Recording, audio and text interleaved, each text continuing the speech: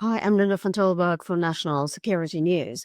South African soldiers who are part of a Southern African Development Community Peace Force in the eastern DRC are finding themselves in limbo as they are, according to reports, confined to their bases in Goma and Saké by the M23 rebels, have laid down their weapons, and no progress is being made on negotiations about their future. The South African National Defence Force have dismissed claims that they are captives or are being held hostage. In the NSN studio with us is Kobus Marais, a defence analyst, to discuss this. Kobus, there are these denials that the South African soldiers who are now in Goma being, held captive by the M23 rebels. That's in fact not the case. Although you getting WhatsApp messages, a lot of the media are getting WhatsApp messages about soldiers who are telling us about dire situations. So what do you think is the real story? Well, what we know is that the M23s are controlling what is happening in Goma and around Goma.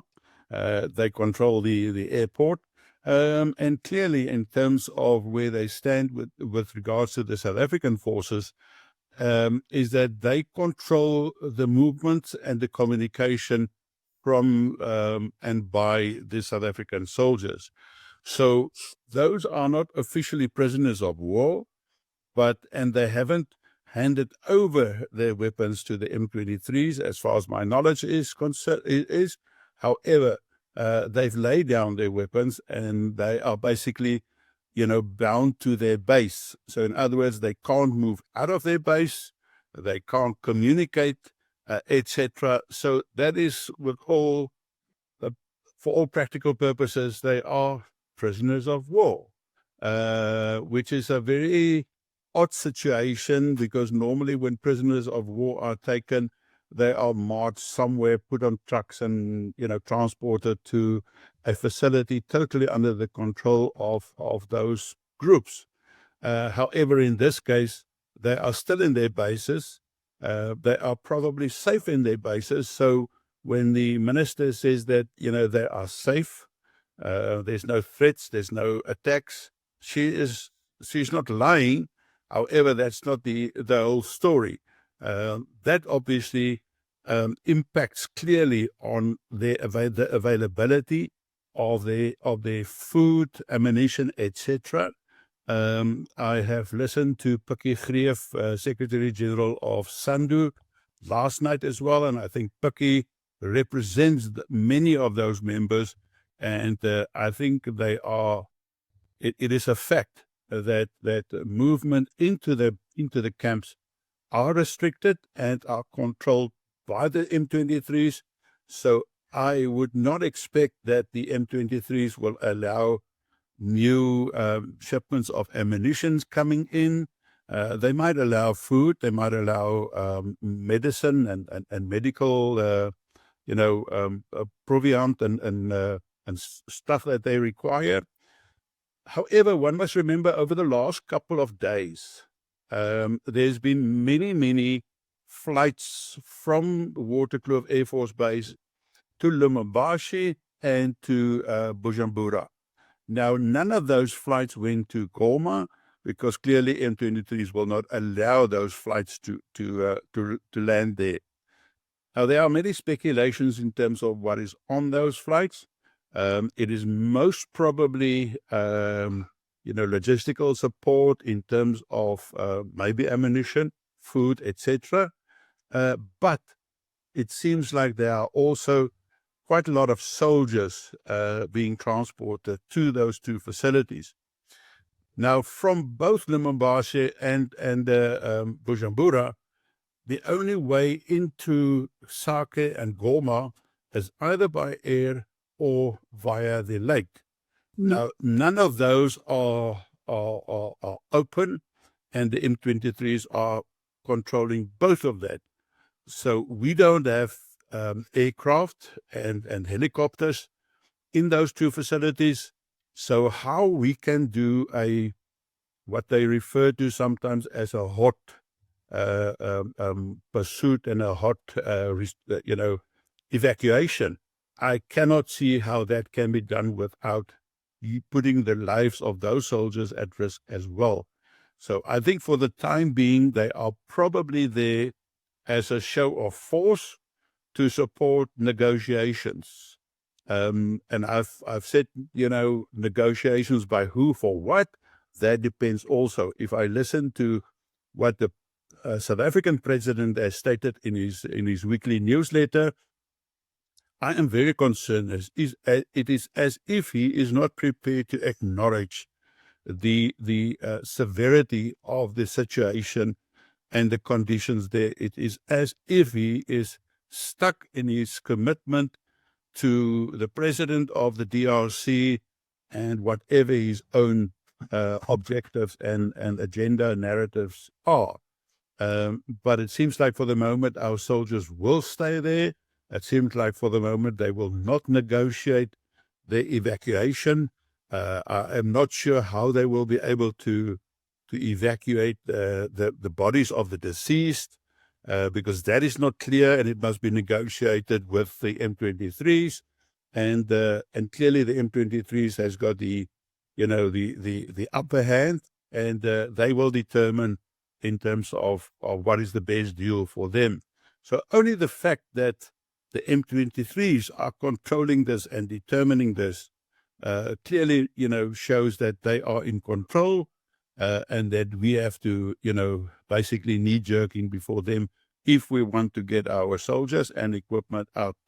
I have said many times that I believe the right thing is negotiations, is a diplomatic solution. But when I read the president's letter, when I read what happens at the SADC summit, if I read what happens at the East African Community Summit, then I must be honest, I think there are people with so many vested interests that maybe for them it is not in their best interest that this war is resolved, and peace is really peace in the real sense of the word is created. So yes, we sit. I think it's still in a huge predicament. I think it must be absolutely, sad and bad for their families back at home. I know that many can't get hold and in contact with their family members in the DRC, because remember, the M23s control the communication, even by cell phones. So the only thing that seems to be available is satellite phones, but that is obviously very, very limited. So how are these WhatsApp messages that we've seen that people are actually speaking to their families? How's that getting through? Well, one must remember there are always people who have got contacts and who are negotiating to certain things, and I think that is what is happening. I must be honest with you. I don't think the M23s have a huge battle with South African soldiers. They know that this is a diplomatic situation, and in many cases they realize that the South African soldiers do not necessarily want to be there. They are there because they are ordered and instructed to be there. So their battle is not with South Africa.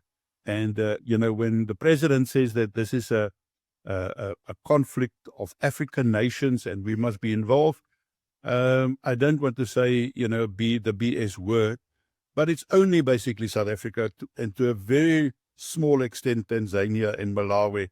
It's not the rest of Africa. It's not even the rest of SADC. It's not even the rest of the East African community. So those are all, in my opinion, hollow words. And it's words that is fitting his narrative and his objectives, and he's going to stuck to that. And remember, the President Ramaphosa, his term is probably only 2 years left. It might happen that when they elect a new ANC president, that Cyril Ramaphosa will vacate his position, and the new president of the ANC will come in, and it might be a total different story at that stage, to both sides. Can we just look at some numbers? Because, the list of names of people that have died, the 14 soldiers that has now been released. So how many soldiers are left in that base that are not allowed to go out? Well, obviously, there are a number of bases in the DRC. So I think there's probably a few hundred that is in those bases around Goma and Saké and a few of the others. Remember, also to the south there are bases. So there's a number of hundreds, and yes, there are still large numbers up to Beni and those areas as well who are not directly involved in this conflict around Goma. But it is quite a number, and just to repatriate them will take an extraordinary, logistical organization, and many flights will have to be organized only for the soldiers to be repatriated or evacuated, and whole evacuation and a withdrawal will obviously take some time, and that means that it is hard negotiations from South Africa's side, to assure a safe passage of soldiers and then equipment. Because remember, we have replaced our UN equipment with SAMI DRC equipment. Otherwise, the white vehicles and equipment with camouflage vehicles and equipment. So, in that regard, that is going to take quite some time.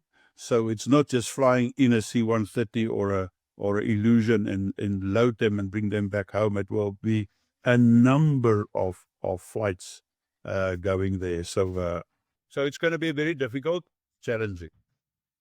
And negotiations, as you said, hasn't even started for that. No, absolutely not. And the interesting thing is, one often asks the question, so what is the objectives of President Ramaphosa? We know that he was seen as this African leader. He wanted to have a legacy as an African statesman. Clearly has lost that initiative. We have seen that it is not him that is negotiating and facilitating between the rival forces, but it's actually Angola's president that is fulfilling that role. Clearly, when you facilitate negotiations and compromises between different parties, you must be accepted as being credible, and I think the relationship between Presidents Ramaphosa and Kagame is just as such a low that I don't think there's any trust and faith between them. So they clearly need someone else to do that negotiations. So Ramaphosa has lost that initiative, that upper hand, and I don't know if he's only sticking in there, for the time, so that he doesn't lose all credibility, from what he was trying to do. And again, that's playing with people's lives. And remember, it's not only the lives of the soldiers, but it's the livelihood of many, many families back home. In many cases, these soldiers are involved as soldiers for one main reason, and that is revenue, for household and livelihoods, for money. That's in many cases that soldier is the only, sole income source for that family. So suddenly, and we know that many of them volunteer to go to DRC for that extra allowances. Now, suddenly, all of them, have lost that. Kobus Marais, thanks for speaking to us. Thank you, Linda. Speak to you later again. Okay, ek dink ons het dit nou.